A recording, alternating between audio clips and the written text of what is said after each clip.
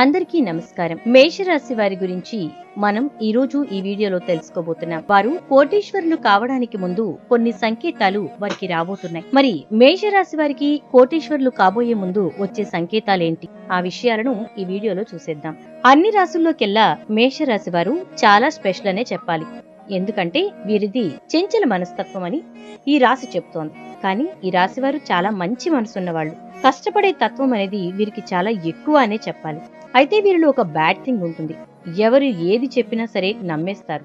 అందుకే ఈ రాశి వారు ఎప్పుడు ఒక మాట మీద నిలబడరు. అన్ని పడవల మీద కాలేస్తారు. కానీ స్టేబుల్ గా నిలబడేలా ట్రై చేస్తారు. వీరికి ఆపద వస్తుంది అనుకునే సమయంలో ఆఖరి నిమిషంలో వీరికి ఆ దైవం తోడెక్కువగా ఉంటుంది.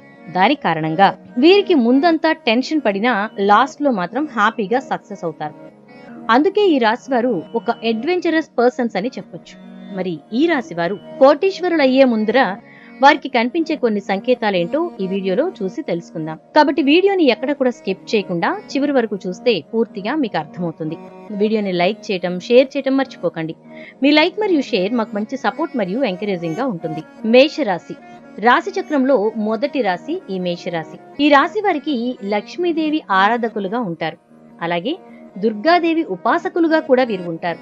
అందులోనూ వీరికి శుభ్రత విషయంలో చాలా పట్టింపు ఉంటుంది. వారి ఇల్లు శుభ్రంగా ఉంచుకోవడానికి ఎక్కువ ప్రాధాన్యత చూపిస్తారు.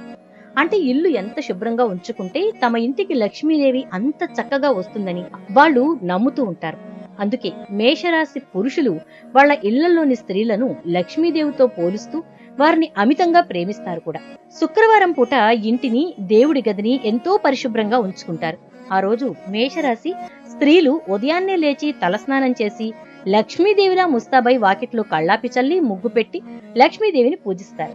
అలా చేయటం లక్ష్మీదేవికి ఎంతో ఇష్టమని వారి నమ్మకం. ప్రతి ఒక్కరి జీవితంలో ఏదో ఒక సమయంలో తమ జీవితం ఒక గొప్ప మలుపు తిరుగుతుందని నమ్ముతారు. అలాగే ప్రతి ఒక్కరి జీవితాల్లో కోటీశ్వరులు అయ్యే ముందర కొన్ని సంకేతాలు ముందుగానే తెలుస్తాయని పండితులు కూడా అంటారు.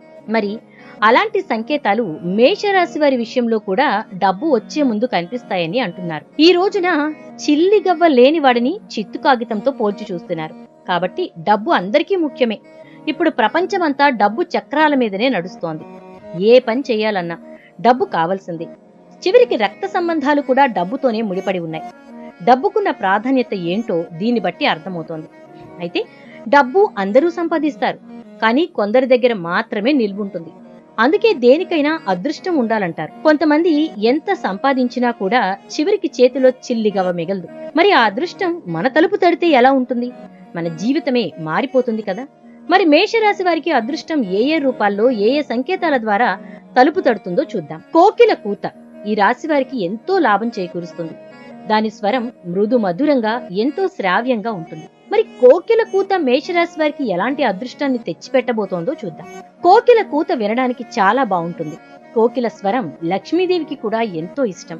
అందుకే ఆ కోకిల మేషరాశి వారి ఇంటి గట్టు మీదన గాని, చెట్టు మీదన కాని కూర్చుని అదే పనిగా కూస్తే ఆ ఇంటికి లక్ష్మీదేవి వస్తుంది అని అర్థం. కోకిల కూతను ధనానికి సూచనగా మన పురాణాలు కూడా చెప్తున్నాయి. ఉదయం పూట ఆగ్నేయ దిశ నుంచి కోకిల కూత వినిపిస్తే నష్టం జరుగుతుందని, అదే మధ్యాహ్నం పూట, సాయంత్రం పూట కోకిల కూత అదే దిశగా వినిపిస్తే శుభం జరుగుతుందని నమ్ముతారు. మేషరాశి వారు ఏదైనా పని మీద వెళ్లేటప్పుడు కోకిల కూసిన శబ్దం వినిపించిందంటే ఆ స్వరాన్ని తిట్టుకోకుండా ఆస్వాదించండి. ఎందుకంటే ఆ స్వరం మిమ్మల్ని, మీ మనస్సును శాంతపరచటమే కాదు, మీరు చేసే పనిలో లాభాలు తీసుకొచ్చి పెట్టే గొప్ప స్వరం. మరి అది కూడా మామిడి చెట్టు మీద కూర్చుని కోకిల కూస్తుంటే లక్ష్మీదేవి వస్తుందని నమ్మకం. మరి లక్ష్మీదేవి ఇంటి ప్రధాన ద్వారం నుంచి ప్రవేశిస్తుందని మన పెద్దల నమ్మకం. అందువల్ల ఇంటి ప్రధాన ద్వారం వద్ద ఎప్పుడూ చీకటిగా ఉంచకండి. ప్రధాన ద్వారం చీకటిగా ఉన్న ఇంట్లోకి లక్ష్మీదేవి ప్రవేశించదని విశ్వాసం. కనుక ప్రతిరోజు సాయంత్రం ఇంటి ప్రధాన ద్వారం వద్ద నెయ్యి లేదా నూనె దీపం వెలిగించాలి. ఇక మేషరాశి వారి ఇంట్లో చెట్లు ఉంటే గనక పిట్టలు వచ్చి వాడతాయి కాబట్టి వాటికి కాస్త ధాన్యాన్ని చల్లండి. అలాగే పూజలో నైవేద్యంగా మీరు పటిక బెల్లం పలుకులు పెడతారు కదా, వాటిని నాలుగు మీరు తిని మిగతావి ఏ గోడ మీదనో నేల మీదనో వేస్తే చీమలు వాటిని తీసుకెళ్తాయి. వాటి ఆశీస్సులు కూడా మీకు మంచి చేస్తాయి. కాబట్టి కోకిల కూత మంచి సంకేతంగా భావించవచ్చు. కాబట్టి చీమలు మీ ఇంట్లోకి వచ్చి మీరు పెట్టినటువంటి ఆ ఆహార పదార్థాలు తీసుకెళ్తే అది కూడా మంచి సంకేతంగా భావించవచ్చు. ఇక తరువాతి సంకేతం ఏంటంటే, మేషరాశి వారి ఇంట్లో చీమలు తిరుగుతూ ఉంటే గనక అస్సలు భయపడకండి. కొంతమందికి చీమలను చూడడం ఇష్టం ఉండదు, ఇరిటేషన్ ఫీల్ అవుతూ ఉంటారు. అయితే ఇంట్లోకి నల్ల చీమలు రావడం శుభ పరిణామంగా భావిస్తారు పండితులు, మన పెద్దలు కూడా. ఇంట్లో చీమలు వస్తున్నాయంటే చీమల మందు వేసి చంపేయకండి. ఈ భూమి మీద మనతో పాటు వాటికి కూడా జీవించే హక్కు ఉంది కదా. నలుపు, ఎరుపు చీమలు సాధారణంగా అందరిళ్లలో కనిపిస్తాయి. చీమలు మీ ఇంట్లోకి వస్తున్నాయంటే ఏదో శుభవార్త మీకు అందబోతోందని అర్థం. అటువంటి పరిస్థితిలో చీమలు మేషరాశి వారికి ఎంతో మేలు చేసే శుభ సూచకమని తెలుస్తోంది. తూర్పు దిక్కు నుండి నల్ల చీమలు ఇంట్లో కనిపిస్తే మీరు కొన్ని శుభవార్తలను అందుకుంటారు అని అర్థం. మరోవైపు అంటే పడమర వైపు నుంచి నల్ల చీమలు ఇంట్లోకి ప్రవేశిస్తే మీరు ప్రయాణం చేస్తారని అర్థం. త్వరలో ఎక్కడికైనా ప్రయాణించవచ్చని దీని అర్థం. నల్ల చీమలు ఉత్తరం వైపు నుంచి ఇంట్లోకి వస్తున్నాయంటే ధనలాభం కలగబోతోందనే సూచనను అందిస్తున్నాయని తెలుసుకోవాలి. అంటే మేషరాశి వారు ఆర్థిక సంక్షోభం నుంచి బయటపడబోతున్నారని అర్థం. మరోవైపు దక్షిణం వైపు నుంచి నల్ల చీమలు వస్తే శుభవార్త అందుకోబోతున్నారని అర్థం. మేషరాశి వారి ఇంట్లో బంగారం ఉంచిన ప్రదేశంలో నల్ల చీమలు కనిపిస్తే త్వరలో బంగారం కొనే అవకాశాలు వస్తున్నాయని సూచన. మరోవైపు అన్నం నింపిన కుండలోంచి ఏదైనా చీమ బయటికి రావడం గమనిస్తే మీ ఆర్థిక పరిస్థితి మరింత మెరుగుపడుతుంది అని అర్థం. అందుకే ఇంట్లో నల్ల చీమలు తిరుగుతుంటే మంచిదని శాస్త్రం చెబుతోంది. నోటితో బియ్యం గింజలు మోసుకెళ్తూ నల్ల చీమలు తిరిగితే మంచిదని అంటారు.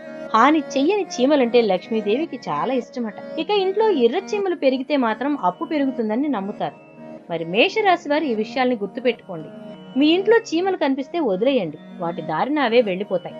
మీరే కావాలని తరిమి కొడితే మాత్రం మీకు రాబోయే అదృష్టాన్ని కాలదనుకున్న వాళ్ళు అవుతారు. ఇక మేషరాశి వారికి అదృష్టాన్ని తెచ్చే సూచన బల్లి ద్వారా వస్తుందన్నమాట.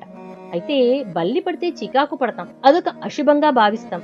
కానీ అదే బల్లి శరీరం మీద కొన్ని చోట్ల పడితే మాత్రం శుభాలు జరుగుతాయని నమ్ముతారు. శాస్త్ర ప్రకారం మేషరాశి వారి కుడి చేతిపై బల్లి పడి పైకెక్కడానికి ప్రయత్నిస్తే త్వరలోనే మీరు కుంభస్థలాన్ని కొట్టబోతున్నారని అర్థం. మీ తలపై బల్లి పడితే అది శుభప్రదంగా పరిగణించబడుతుంది. మీరు ప్రభుత్వం నుంచి ప్రయోజనం లేదా సహాయం పొందుతారు. మీ స్థానం, కీర్తి పెరుగుతుంది, సంపదకు చిహ్నంగా భావిస్తారు. అందుకే భవిష్యత్తులో జరగబోయే పరిణామాలను ముందుగా పసిగట్టే శక్తి బల్లికి ఉండడం వలన కంచి కామాక్షి ఆలయంలో విశేష పూజలు నిర్వహిస్తారు. మేషరాశి పురుషులకు కుడివైపున బల్లి పడితే వాళ్లకు ప్రమోషన్స్ వస్తాయంటారు.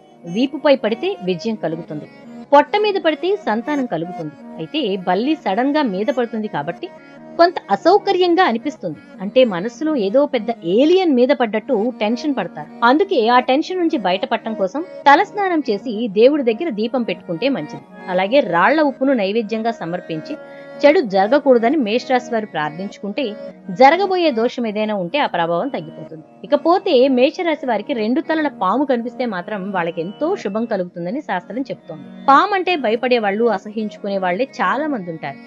ఇంట్లో పాము కనిపిస్తే ఎక్కడ కాటేస్తుందో అని చంపేస్తారు చాలా మంది.